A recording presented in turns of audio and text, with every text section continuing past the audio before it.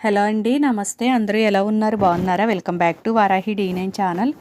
కార్తీక పురాణం 15వ అధ్యాయం అండి. ఇతరులు పెట్టిన దీపాన్ని తిరిగి వెలిగించడం వలన వచ్చే ఫలితం గురించి ఈ 15వ అధ్యాయంలో తెలుసుకుందామండి. కార్తీక మాసంలో దీపం వెలిగించడం వలన అనేక పాపాలు నశిస్తాయి. దీపం వెలిగించడం వలన పుణ్యరాశి పెరుగుతూ పోతుంది. అందువలన శివాలయంలోను విష్ణు సన్నిధిలోని దీపాలు తప్పకుండా వెలిగించాలి. ఆవు పాలు పితకడానికి ఎంత సమయం పడుతుందో అంతవరకైనా ఆ దీపం వెలగాలి. ఒకరు వెలిగించిన దీపం కొండెక్కితే ఆ దీపాన్ని తిరిగి వెలిగించడం వలన కూడా ఎంతో పుణ్యం కలుగుతుంది. అందుకు ఉదాహరణగా జనక మహారాజుకు వశిష్ఠ మహర్షి ఒక కథ చెప్పడం మొదలు పెడతాడు. పూర్వం సరస్వతీ నదీ తీరంలో శిథిలావస్థలో ఉన్న విష్ణు ఆలయం ఉండేది. ఆలయం శిథిలమై ఉండటం వలన భక్తులు వచ్చేవారు కాదు. అలాంటి పరిస్థితిలో ఒక యతీశ్వరుడు ఆ ఊరికి వస్తాడు. నదీ తీరంలో శిథిలమైన విష్ణుమూర్తి ఆలయాన్ని చూస్తాడు. అది ఉపయోగం లేని కారణంగా తాను అక్కడ ఉండవచ్చునని అనుకుంటాడు. ఆలయంలో అంతటా శుభ్రం చేసుకుని తనతో తెచ్చిన కొద్దిపాటి సామాగ్రి అందులో పెట్టుకుంటాడు. రాత్రి వేళలో వెలిగించుకోవడం కోసం ఊళ్ళోకి వెళ్ళి ప్రమిదలు, నూనె, ఒత్తులు తెచ్చుకుంటాడు. ఆ దేవాలయంలో ఆయన ధ్యానం చేసుకుంటూ తన జీవనాన్ని కొనసాగిస్తూ ఉంటాడు. ఎక్కువగా ధ్యానంలోనే సమయాన్ని గడుపుతూ ఉంటాడు. కార్తీక మాసంలో ఆలయంలో ఆయన దీపాలు వెలిగించి ధ్యానంలోకి వెళతాడు. అలాంటి సమయంలోనే ఆహారాన్ని వెతుక్కుంటూ ఒక ఎలుక ఆలయంలోకి వస్తుంది. ఆహారం కోసం అటు ఇటు తిరుగుతూ ఉన్న ఎలుకకు నూనె వాసన వస్తుంది. అప్పటికే కొండెక్కిన దీపం దగ్గరకు ఆ ఎలుక వెళుతుంది. నూనెతో ఉన్న ఒత్తిని నోట కరుచుకుని వెనుదిరుగుతుంది. అప్పుడే దానికి రెండో దీపం కనిపిస్తుంది. అందులోని ఒత్తిని కూడా తీసుకుని వెళదామనుకుని దగ్గరకు వెళుతుంది. దీపం వెలుగుతూ ఉండటం వలన దాని సెగ తగలడంతో తన నోటిలోని ఒత్తిని కూడా వదిలేస్తుంది. ఆ ప్రమిదలో పడిన ఆ ఒత్తి దీపం అంటుకుని వెలుగుతుంది.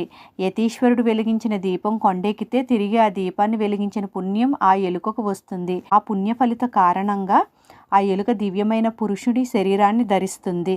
ధ్యానంలో నుంచి బయటకు వచ్చిన యతీశ్వరుడికి ఎదురుగా దివ్యమైన శరీరాన్ని ధరించిన ఒక పురుషుడు కనిపిస్తాడు. ఎవరు నువ్వు? ఇక్కడికి ఎందుకు వచ్చావు? ఏం కావాలి అని యతీశ్వరుడు అడుగుతాడు. తాను ఒక ఎలుకనని చెప్పి, అయితే హఠాత్తుగా తన రూపం పోయి దివ్యమైన ఈ శరీరం వచ్చిందని ఆ దివ్య పురుషుడు చెబుతాడు. అందుకు కారణం కూడా తనకి తెలియడం లేదని అంటాడు. యతీశ్వరులే అందుకు కారణం తెలపాలని కోరతాడు. అప్పుడు ఆ యతీశ్వరుడు దివ్య దృష్టితో చూస్తాడు. అలా దివ్య దృష్టితో చూసిన యతీశ్వరుడికి ఎలుక పూర్వజన్మ గురించి తెలుస్తుంది. అప్పుడు ఆ యతీశ్వరుడు, పూర్వజన్మలో నువ్వు బాహిలిక దేశంలోని ఒక బ్రాహ్మణుడివి, ఎప్పుడూ కూడా భగవంతుడిని ఆరాధించి ఎరుగవు, స్నానం, జపం, దీపారాధన, దాన ధర్మాలు చేయడం నీకు తెలియదు. ఒకవేళ ఎవరైనా యజ్ఞయాగాలు చేస్తుంటే వాళ్ళను నువ్వు ఎద్దేవాడివి, అవమానించేవాడివి. ఆచార వ్యవహారాలు ఎంతమాత్రం పాటించని నువ్వు అవి పాటించే వారిని అవహేళన చేసేవాడివి. చివరికి ఈ విషయంలో నువ్వు నీ భార్యను కూడా వదలలేదు. నీ భార్య ఎంతో గుణవంతురాలు, ఉత్తమురాలు. ఆమెకి ఎంతో దైవభక్తి ఉండేది. ఆమె నిన్ను మార్చడానికి తన వంతు ప్రయత్నం చేసింది. నువ్వు ఎంత మాత్రం మారకపోగా చాదస్తం అంటూ ఆమెను కసురుకునేవాడివి. ఆమె నోములు, వ్రతాలు ఆచరిస్తుంటే అందుకు అడ్డు చెప్పేవాడివి. అలా మనసారా పూజాభిషేకాలు కూడా చేసుకోకుండా చేశావు. ఆ మహా ఇల్లాలిని ఎంతో ఇబ్బంది పెట్టావు. దైవం పట్ల, శాస్త్రాల పట్ల అపనమ్మకం కలిగిన కారణంగా మరణం తరువాత నరకానికి వెళ్ళావు. నరకంలో అనేక శిక్షలు అనుభవించిన తరువాత అనేక నీచమైన జన్మలను ధరిస్తూ వచ్చావు. చివరికి ఇలా ఎలుకగా జన్మనెత్తావు. ఆకలి తీర్చుకోవడానికి నువ్వు చేసిన ప్రయత్నం నీ పాపాలను కడిగేసింది. కార్తీక మాసంలో దీపం వెలగడానికి కారణమయ్యావు కనుకనే నీకు మోక్షం లభించింది అని చెబుతాడు. అప్పుడు ఆ దివ్య పురుషుడు ఆ యతీశ్వరుడికి నమస్కరించి అనంతమైన శూన్యంలోకి కలిసిపోతాడు. కార్తీక మాసంలో ఇతరులు చేసిన దీపం కొండెక్కినప్పుడు తిరిగి అదే ప్రకాశించేలా చేస్తే అంతటి పుణ్యం కలుగుతుందని జనక మహారాజుతో వశిష్ఠ మహర్షి చెబుతారు. విన్నారు కదండి, కార్తీక పురాణం 15వ అధ్యాయం.